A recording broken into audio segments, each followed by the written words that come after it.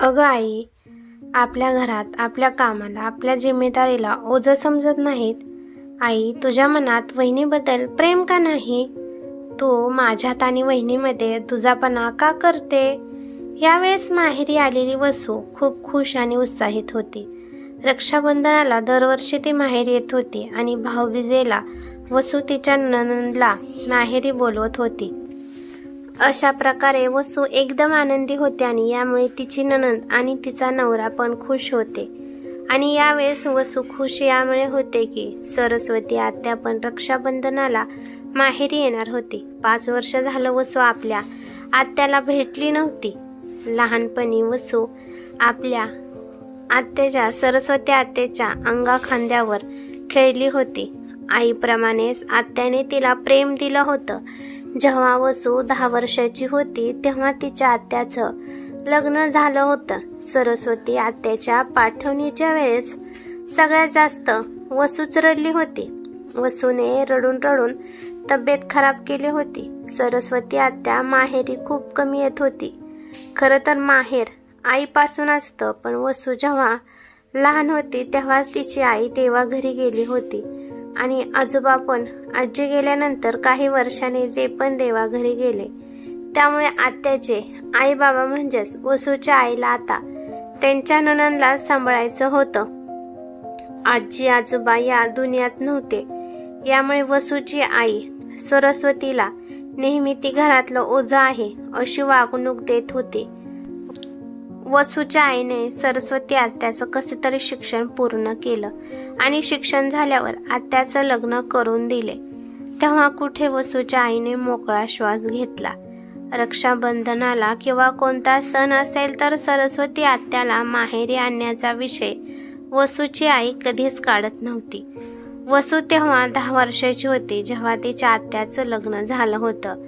पण सरस्वती आत्या वसूला उन्हाळ्याच्या सुट्टीला दिवाळीच्या सुट्टीला तिच्याकडे बोलवत होती आणि सरस्वती आत्या वसूला खूप प्रेम करत होत्या. जेव्हा सरस्वती आत्याला त्यांची मुले झाली तरी पण त्यांनी वसूवरचं प्रेम कमी केलं नाही. जेव्हा वसू मोठी झाली तेव्हा तिला कळत होतं की आपली आई आपल्या आत्याचा तिरस्कार करत आहे. वसू विचार करते की सरस्वती आत्याला आपल्या माहेरी जिथे आपलं बालपण गेलं आहे तिथे येण्याचं मन होत नसेल का? किंवा सरस्वती आत्याच्या मुलांना मामाच्या गावाकडे मामा मामीकडे पाठवायचं मन होत नसेल? जेव्हा सरस्वती आत्याच्या सासरी कोण माहेरचं विचारल्यावर त्यांना कसं वाटत असेल? पण या बाबतीत कोणीच विचार करत नव्हतं. पण यावेळेस वसूने तिच्या वडिलांवर खूप दबाव टाकला आणि सांगितलं की आत्याला सुद्धा माहेरी येण्याचं मन होत असेल.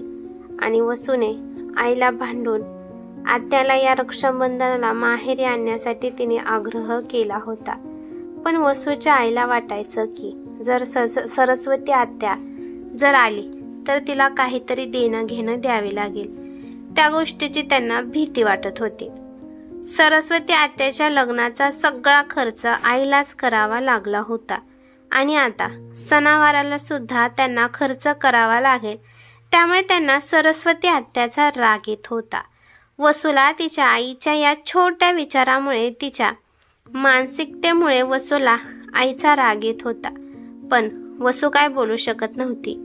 वसूची आई नाती पैशामध्ये जोडत होती आणि ते पण एका मुलीचं आणि एका माहेरचं नातं पैशामध्ये जोडत होती. वसूचं लग्न झालं होतं आणि ती रक्षाबंधनाला माहेरी आली होती. तिच्या सरस्वती आत्याला येण्यासाठी 1 दिवस बाकी होता. त्यामुळे किचनमध्ये वसू आपल्या वहिनीची मदत करत होती. कारण का वहिनीवर जास्त त्रास पडू नये. वसू आणि तिची वहिनी दोघी पण हसून खेळून राहत होत्या. पण वसूची आई वसूला कोणत्या ना कोणत्या कामाने आवाज देऊन बोलवत होती. कारण आईला वाटत होतं की वसूने तिच्या वहिनीची मदत करू नये. आईच्या असल्या स्वभावामुळे वसू खूप दुःखी व्हायची. वसूच्या वहिनीला पण समजत होते की सासूबाई कशामुळे आवाज देत आहेत. त्यामुळे वसूच्या वहिनीचा चेहरा पण नाराज झाला.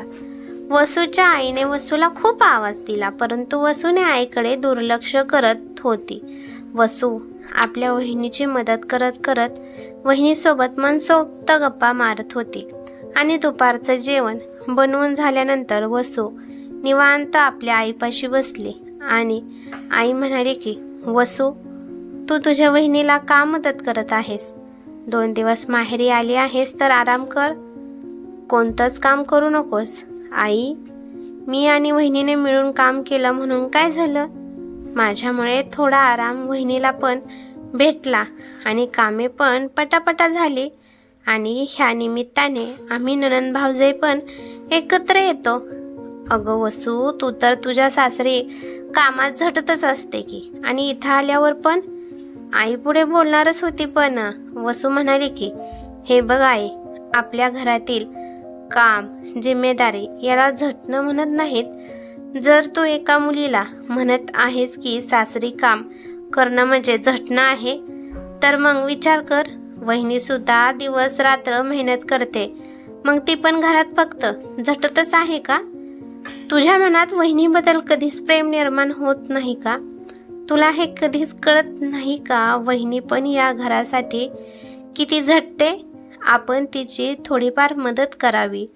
जर माहेरी आलेली लेक जर सुनेला मदत करू लागत असेल तर त्या आईंना वाटतं की आम्ही विनाकारणच झटत आहोत.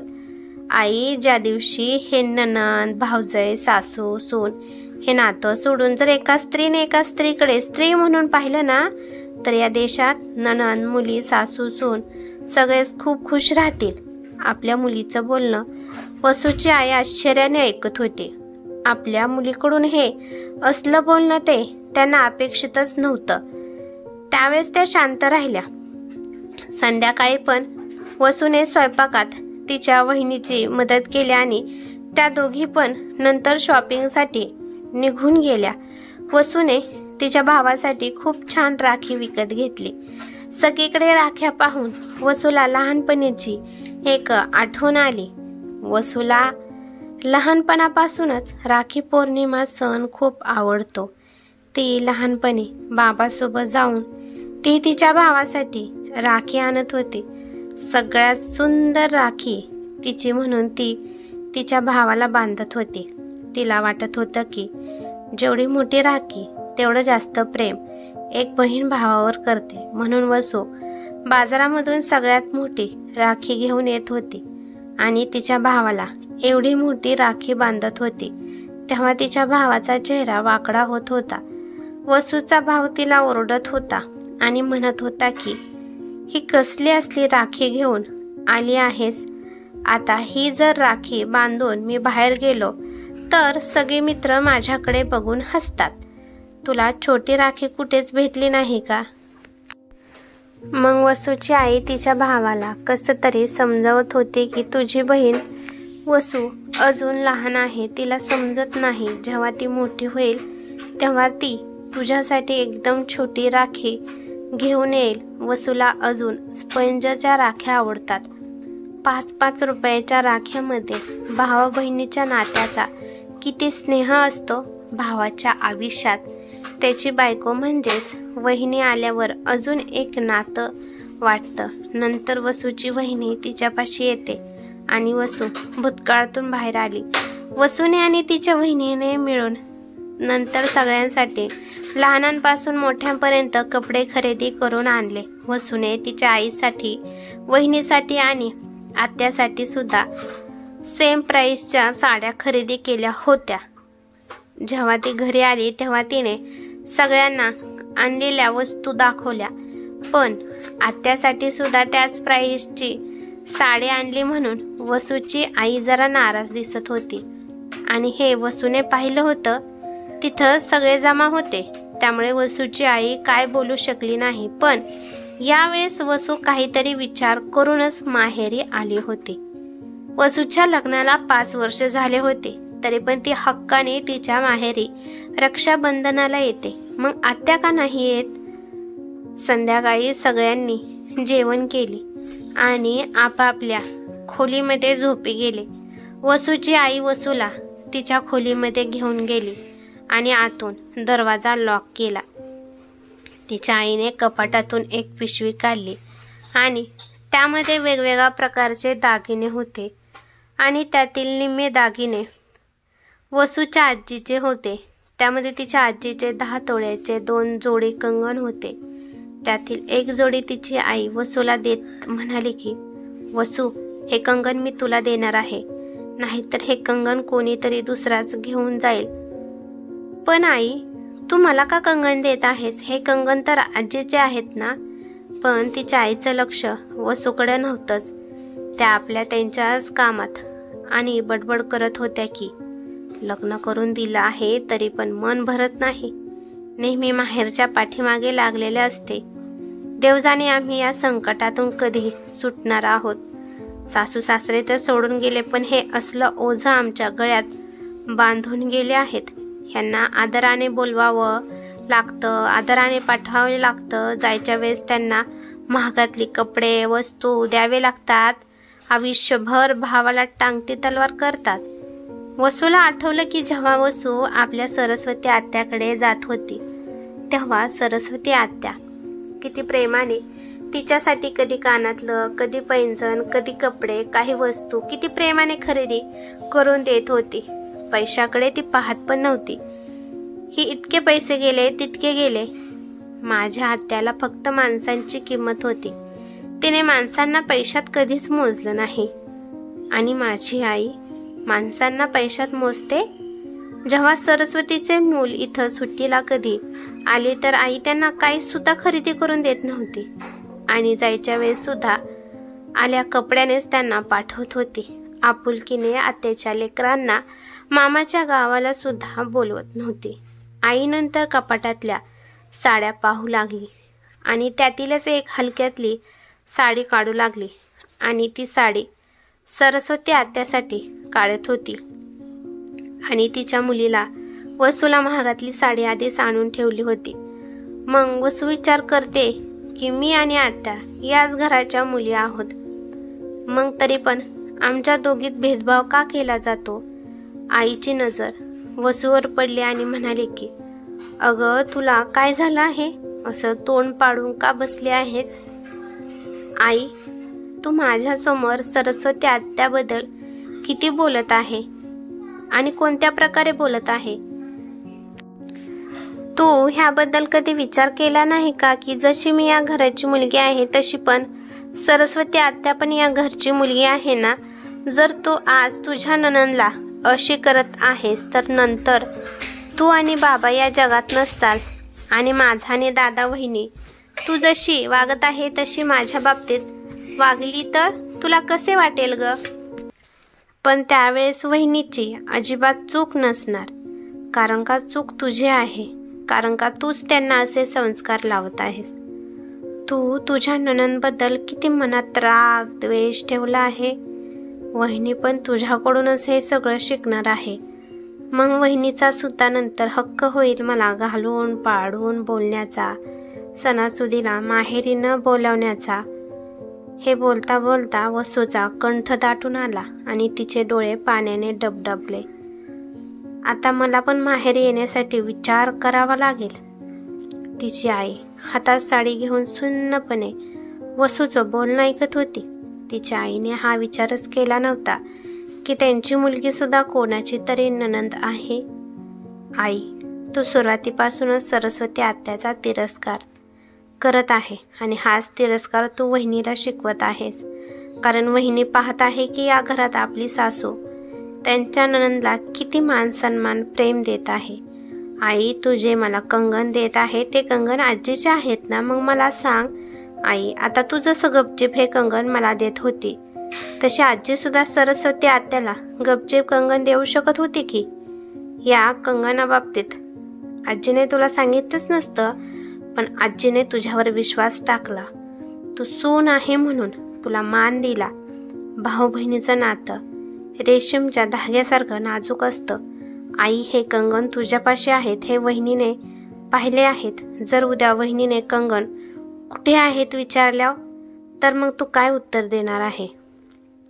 असं पण माहेर आईपासून असतं आणि त्यानंतर वहिनी आणि भावापासून माहेर असतं. आई, तुझ्या असल्या वागण्यामुळे मला माझं माहेर खराब करायचं नाही. आई, मला माझ्या माहेरी आनंदाने राहायचं आहे. आई, तू जर तुझ्या नणंदला मान सन्मान दिला तरच वहिनी पण मला मान सन्मान देईल. तू जर तुझ्या नणंदला, तुझ्या नणंदच्या मुलांना प्रेमाने तुझ्याकडे बोलावलं असतील तर पुढे जाऊन वहिनी सुद्धा माझ्या मुलांना असेच प्रेमाने बोलवत जाईल. देवासाठी एकाच घरातल्या दोन्ही मुलींना असं अंतर देऊ नका. आई, घरातल्या मुलींना तुम्ही जेवढे देचाल तेवढं देव तुम्हाला त्याच्या दुपटीने तुम्हाला देव देत असतो. वसूने ते कंगन आईच्या हातात माघारी दिले आणि तेथून निघून गेली. दुसऱ्या दिवशी सकाळच्या वेळी सरस्वती आत्या आली. खूप वर्षातून आत्या माहेरी आली होती. आत्याच्या चेहऱ्यावर माहेरी आल्याचा आनंद खूप येत होता. सरस्वती आत्या सगळ्यांसाठी काही ना काही वस्तू घेऊन आली होती आणि त्या वस्तू महागातल्या सुद्धा होत्या. पण यापेक्षा सुद्धा महागातलं होतं म्हणजे सगळ्यांबद्दल वाटणारा स्नेह आणि आपलेपणा. वसूचे बाबा पण खूप खुश होते. आंघोळ करून वसूचे बाबा आणि भाऊ राखी बांधण्यासाठी बसले होते. वसूने राखी बांधल्यावर तिच्या भावाने तिच्या डोक्यावर स्नेहाचा हात फिरवत तिला एक छानसं गिफ्ट दिलं. वसूचे बाबा त्यांच्यापाशी काहीच नव्हतं म्हणून ते टेन्शनमध्ये तसेच बसले.